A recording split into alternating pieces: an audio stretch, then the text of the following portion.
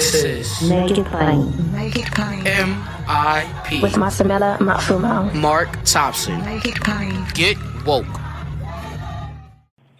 Folks, we're going to learn about an organization doing great work, especially on behalf of those who are currently and formerly incarcerated.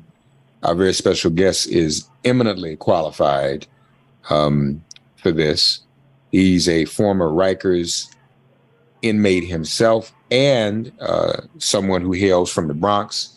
So we need him in this space doing this work. He's a deputy CEO of the organization I'm speaking of, the Fortune Society, building people, not prisons. Our dear brother from the Bronx joins us now, Stanley Richards. Brother Richards, welcome to Make It Plain. How are you, man? I'm blessed, Reverend Thompson. Thank you for having me. Thank you for, having these ongoing conversations. You are shedding light and information on issues that really impact our communities. And we need to be lifting up and speaking truth about what we can do about these current situations. Well, I appreciate that. I just feel that, as I'm sure you do, there are people facing crises in the headlines every day. The news cycle spins. But then once the news cycle moves on to something else, we forget about the people in the crisis we just talked about. That's right. What was it? June 7th was the commemoration of, I believe, Khalif Browder's death. Yes. And when that happened, big in the news cycle. Mm-hmm. But obviously, that was not resolved. None of that has been resolved. And those types of problems still exist. So everybody should understand, we mourn those who are suffering today. And probably by the time Brother Richards and I finished talking, there'll be another tragedy. Unfortunately, another shooting. They happen so often. Mm-hmm. But there are people who are facing crises every day in the carceral system. Mm-hmm. And that suffering, frankly, is no less, is it, Brother Richards? I mean, these things and some of this stuff overlaps. Absolutely. I mean, when you look at the disproportionate number of people who are impacted, Black and brown, when you look at the communities they come from, you can do sort of these mapping studies that look at a couple of overarching issues: poverty, mental illness, high dropout rates from school. You can look at all of these sort of generational societal issues that are impacting those communities, homelessness. And so when we talk about mass incarceration and we peel back the sort of foundational aspects of it, the institutional aspects of it, the sort of generational aspects of how we got to this particular point, and we talk about fixing around the edges of the system, but we need to go deeper. We need to be talking about how do we bring economic health to the communities most impacted by incarceration? How do we bring redemption to those communities? How do we bring opportunities for their children and their children's children to get access to decent education and higher education? Like, that's what we really need to be getting at when we talk about mass incarceration, disenfranchisement, and the system that United States has been building for decades. Yeah. So let's start here. Tell us, obviously you touched on some of it, but tell us a bit more about the Fortune Society, what it's been doing and how you got involved. Yeah, Fortune Society is just an amazing organization as far as I'm concerned. I came to Fortune in 1991 when I came out of prison. I have cycled in and out of jail and prison my entire life. And it wasn't until my last incarceration where I went to school, I got my GED, I went to college when I was in prison, and I realized all the messages I heard in school about I was dumb and I wouldn't amount to anything, all the messages I heard from the sort of system about my opportunities and options being hustling on the street, going to jail, surviving jail, coming back out, were all lies. That I was someone who was smart, able to manage my own life. And when I came home, I committed my life to helping others see what I saw in myself. And I applied to jobs at a lot of organizations. And everybody was saying, oh, you need to have experience, but nobody was willing to give me an opportunity. And these are the same organizations that are doing this criminal justice work. And Fortune was the organization that hired me. And I say Fortune's the organization that walked the talk. And I started as a counselor here in 1991 and had a series of promotions. I left Fortune, worked at Hunter College Center on AIDS, Drugs, and Community Health, sat on the Board of Corrections, went to be the first Deputy Commissioner of Operations at the New York City Department of Correction, first formerly incarcerated person to hold the second highest position in the New York City Department of Correction. And part of what we do is we engage people when they come home. We try to prevent people from going in through our range of services, and so I get a chance every single day to show other men and women who are coming home from prison or who are entering into the system that doesn't have to be your option. And we have over 400 staff. 50% of our staff are people who are formerly incarcerated. 30% of our exec team is formerly incarcerated. And so we really walk the talk. And we provide the services people need to rebuild their lives: education, employment, licensed substance abuse, licensed mental health, housing, HIV/AIDS case management, food and nutrition, creative arts, alternatives to incarceration, family reunification. You walk in through our door, no matter what door you walk through, you'll have access to all those services, and we make a lifetime commitment to people. I want to ask you, and it's beautiful, and congratulations too. Much respect for your work in the Department of Corrections in New York. I think when we, as you describe the work you all do, the necessity, and you yourself, because it's a cycle, mm-hmm. and you gotta break it. What is it about that cycle, though, that is able to get a hold of people? And I want to be clear. I've never seen it this way. And I guess more people are evolving to understand, sometimes people think that there are things that happen to us that we actually have control over. Mm-hmm. Drug addiction is a health crisis. Mm-hmm. It's not a moral. People used to judge people who smoke cigarettes. It's addictive. You just can't. That just doesn't go away. But it seems to me the carceral system is like that. There's something that has an ability to grab hold, and we need you and the Fortune Society and other folk. And again, let me just say this: I'm so thankful that there are more people coming out of the system, working in places like yours. I was talking to another organization. I'm sure you know Deanna Hoskins over Just Leadership. Yeah. And I was like, more and more I'm hearing, and I've been out here for a few years, but at one time you didn't have folk on staff. Even the advocacy groups didn't allow folk on staff who were formerly incarcerated. Now that's changing, praise the Lord. And here you are, Deputy CEO. But help our audience understand, so that everybody's clear, that it ain't just willy-nilly. You just can't sit down. Folks go to NA meetings, AA meetings. Anybody who struggle with addiction, you got to keep going. That's right. There's something that pulls you. Now, the carceral system is not an addictive drug or alcohol, but it's still something that's grabbing. It'll come get you if you're apathetic about it. That's right. What we say is it centers around hope, right? I haven't met anybody, including myself, when I got released. I never once said, "Oh, I can't wait to go back into that cell. I can't wait to get rearrested and go back to jail." But what happens is you learn how to survive in that environment, and you begin to think, because the messages you hear, both overtly and covertly, the messages you hear, that's all you're destined for. And so you learn to live that life.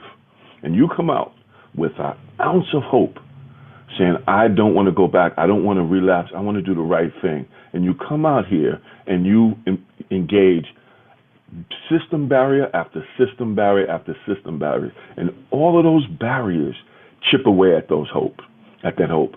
And people get to a point where they say, F it. Nothing's ever going to change. I'm never going to be able to do anything. I'm a complete failure. And they begin to do the things that they have learned to do and are comfortable doing. And so part of what we do at Fortune, our motto is we see the beauty in people before they see it in themselves. And our job is to hold who they could be until they begin to, one, see it, and two, begin to live it. And we know that people walk in with a tiny bit of hope. Sometimes people walk in because they're mandated by their parole, and it is our job not to see them for what they did. That we don't have no charge exclusions. We don't care how much time you did, because for us, that doesn't matter. What matters is who do you want to be, and how do we help you get there? And I'll end with this story. I grew up in Soundview in the Bronx. I was involved in gangs, selling drugs on the corner, all of this stuff. And my son came up. When I went to prison, my son came up, and he knew my reputation on the street, and so did everybody else.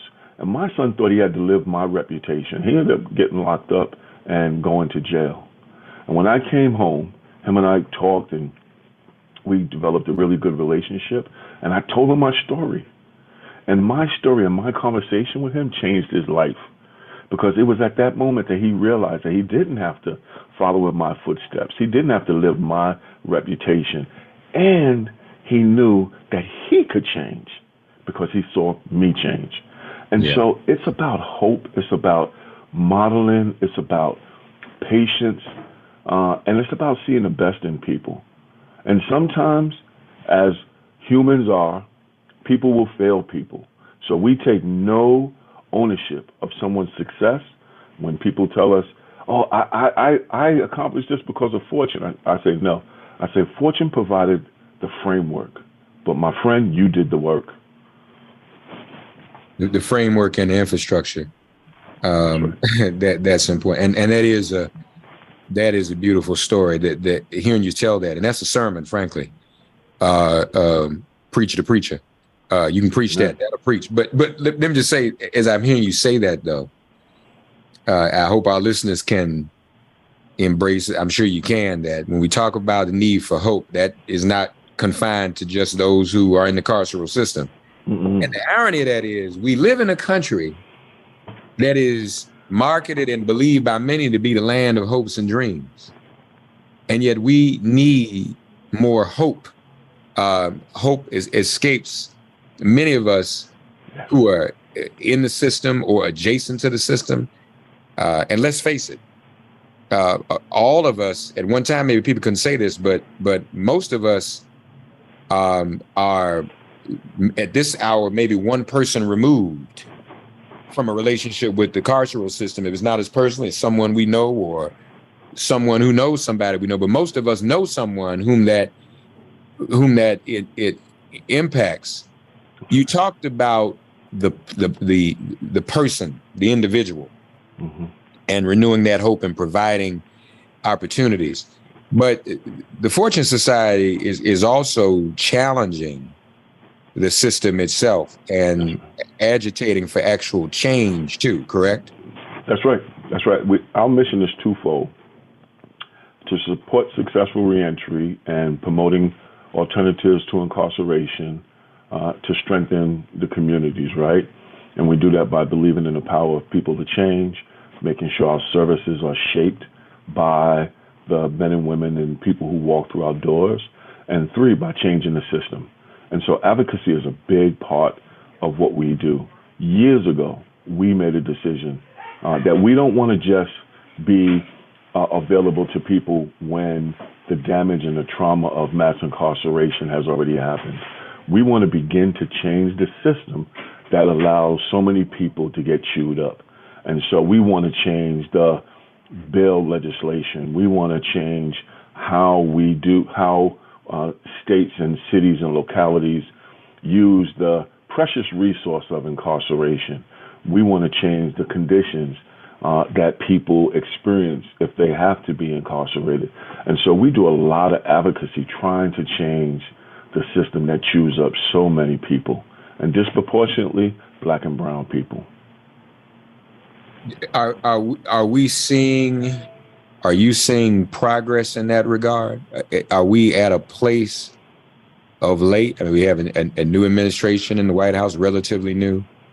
Yeah. Are you seeing any? You feel like you're making any dents? I feel like we're chipping away, Okay. particularly here in New York. I feel like we're chipping away, but we're at a dangerous point, I think, in our country's time when it comes to mass incarceration. We have seen across this country an increase in crime as we come out of 2.5 years of isolation and COVID.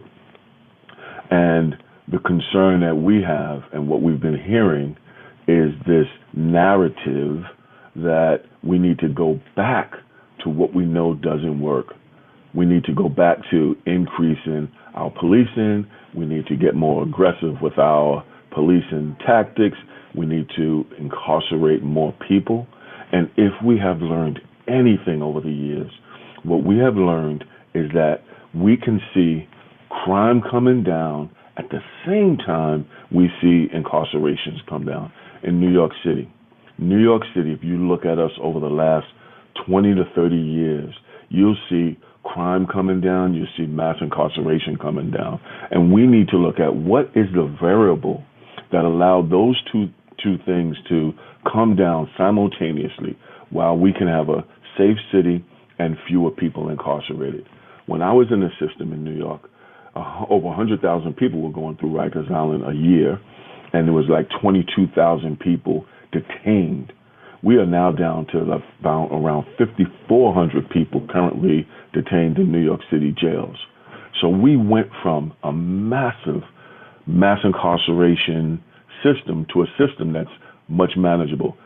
Over 8 million people in a city, and we only have 5,400 people. We are working on closing Rikers Island and building a borough-based jail system that will only house 3,300 people. So we know that we can achieve safety and a smaller footprint on incarceration, but it takes real investments, it takes focus, and it takes political will to get it done, and not speak to the broad narrative that's unfounded, but speak to the truth of the data and what we know works. So Rikers will be closed. Rikers will be closed. We heard from Mayor Adams, his office saying that they are going to follow the law, and the law in New York City, as designed by the city council and signed by the previous mayor, is that Rikers Island in 2027 can no longer be used to detain people. And there's an $8 billion investment to build smaller, more efficient, borough-based jails closer to courts, closer to family members, with built-in access for services for those who have to be detained. And it's a win-win for those who have to be detained, and it's a win-win for the officers who have to work in the facility. But now you did acknowledge that crime is going up. And that's the narrative, quite frankly, we're hearing from New York City and from the mayor almost every day. Mm-hmm. Does that, I guess you alluded to this, does that raise a level of concern about incarceration going back up again? And what are the challenges when crime is going up? What are the challenges to making the case against mass incarceration? Because the argument is that, well, crime goes up, we need to lock more people up, we need to have more policing, we need to arrest more people. How does Fortune Society deal with that? What we see is that we have a mental health issue, we have a homelessness issue, we have a hopelessness issue, and we need to deal with that. We need to really be able to be strategic and nimble and to separate out. What tends to happen with elected officials and policymakers is that an incident happens and they make this umbrella policy that sucks up and draws up so many people who don't need to get caught up in that system. And we need to be strategic about what we see when it comes to particularly around gun violence. And we need to be strategic about when we see people with mental illness going through our system, when we see people who are homeless going through our system, and what are the economic opportunities for the communities who are hardest hit by those increase in crimes, so that we can prevent people from committing the crimes in the first place. And so what we're saying at Fortune is, let's not address this particular issue with a sledgehammer. Let's address it strategically.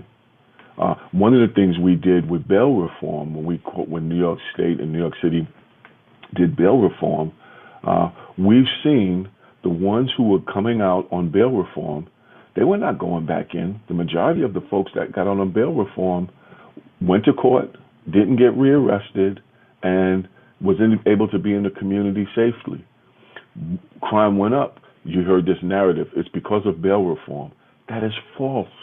The data doesn't prove that. So we're saying, as an agency, we need to be strategic.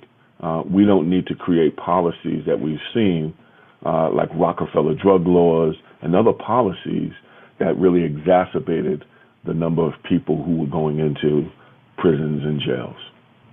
You mentioned mental health. I've been saying this, and I'm going to get a New Yorker now to back me up, y'all, because some of y'all may not get it in terms of what people are facing here in New York.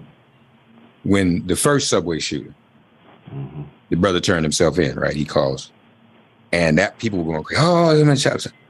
And then when the brother said, when he turned himself in, he looked right in the camera and he said, Mr. Mayor, I am a product of the New York mental health system. It shut it all down. And everybody in New York said, oh, am I right? Everybody, that changed the perspective. And folk, there was a little more empathy. Right. Like almost even from the white folks, they were like, oh, okay. So I just want to say that with another New Yorker president, because that's the reality. And nobody has questioned it since. As a matter of fact, not even front page story anymore, because that kind of was like almost matter of fact. Yeah. And we know it in New York because we see it. I'm sure it's happening all over the country. It's like people are decompensating in ways we haven't seen before. And in New York City, the shelters aren't safe. They are massive entities where people don't feel safe. People would rather be on the street.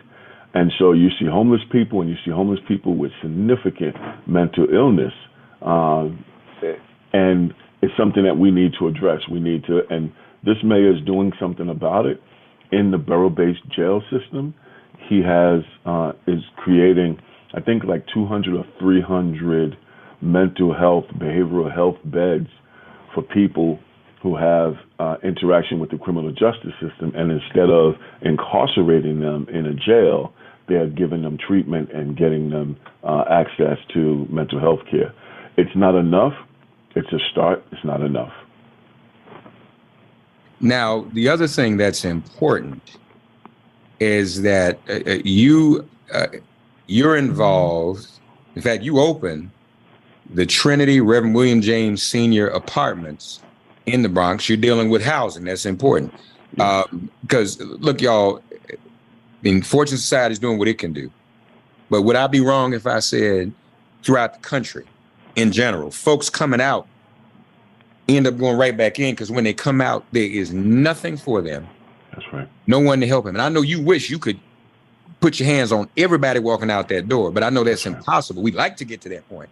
Mm-hmm. But and housing, where are you supposed to live? What are you supposed to do? So tell us about the housing project. Oh, yeah. We started doing housing because people were walking in our doors. They were seeking employment services, education services, but living in a shelter. And how do you go to a job when you're living in a shelter, which is almost like being in prison? You're in survival mode. And so we decided as an organization we wanted to do housing. And so we opened up Fortune Academy, which is an emergency and transitional housing for people who are homeless and formerly incarcerated. Then we opened up Castle Gardens, which is 114-unit affordable and supportive housing, providing affordable housing for people in West Harlem and providing 63 units for people who are formerly incarcerated. We now have opened up what's called the Mandela Project in the Bronx for seniors, because what we've seen is as a result of the Rockefeller drug laws changing and these long sentences coming to an end, we're seeing people who did 30, 25, 40 years ending up in a shelter. And if you are to send someone who's 65, 70 years old into a shelter, you are guaranteeing that they're going to go back just because they don't want to be in a shelter and that they have learned how to survive in prison. That is a horrible option for them. And so we opened up a seniors building for seniors who are homeless and formerly incarcerated, where we're pulling them out the shelter, giving them a safe place to live and to live the rest of their days. Wow, that's very important as well, folks. All the work that the Fortune Society is doing. If people are listening who need help or have loved ones who they know need help, Brother Richards, what should they do? They can call Fortune Society or visit our website, www.fortunesociety.org, and there's information about how they can access services. The other thing we're doing, and this applies to anybody throughout this country, we are open to sharing what we're doing, sharing our model. We have actually replicated our housing model in Syracuse with our organization, Center for Community Alternatives, and they replicated our model of emergency, transitional, and phased permanent housing. We worked with folks in Colorado. Brother Hassan has opened up a reentry center that includes housing for folks coming out of prison in Colorado. And so we're open to sharing our model. We're working with people in Philadelphia. We, as you said, would love to touch everybody. We know we can't do that, but we are absolutely willing to share what we've learned and to share our model so others can replicate it and create a way of people welcoming people home and providing housing. Deputy CEO of the Fortune Society, our brother Stanley Richards, doing great work.